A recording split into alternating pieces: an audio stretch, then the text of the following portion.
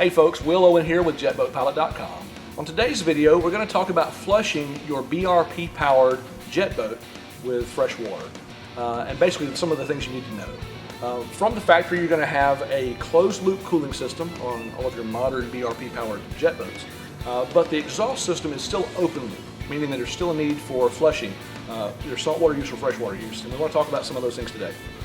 For a boat that you've just been out running, let's say you've been on the water for the past 30 minutes or an hour and you've had an evening cruise, you're coming back home, you want to rinse the boat out. For you saltwater guys, let's say.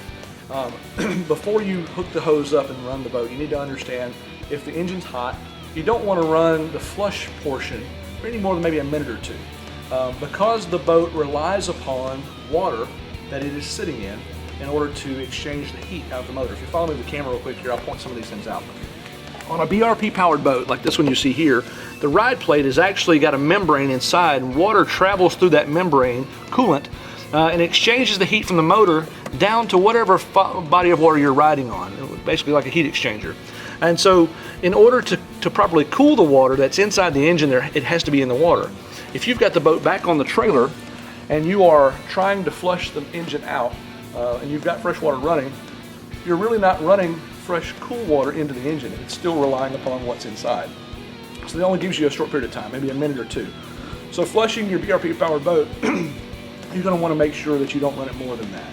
With a Yamaha boat, you can run it pretty well indefinitely, as long as it's got good cold water running through the engine.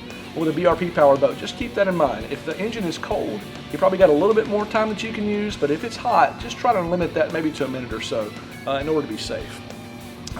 This video was really designed to give you some information about flushing your boat, but obviously if you have further questions about jet boats in general, feel free to contact us anytime. You can reach us through JetBoatPilot.com. There's a contact us page at the top of the page. You can get us by phone or by email. We appreciate you watching this video. We hope it's been helpful to you. Thanks. Have a great day.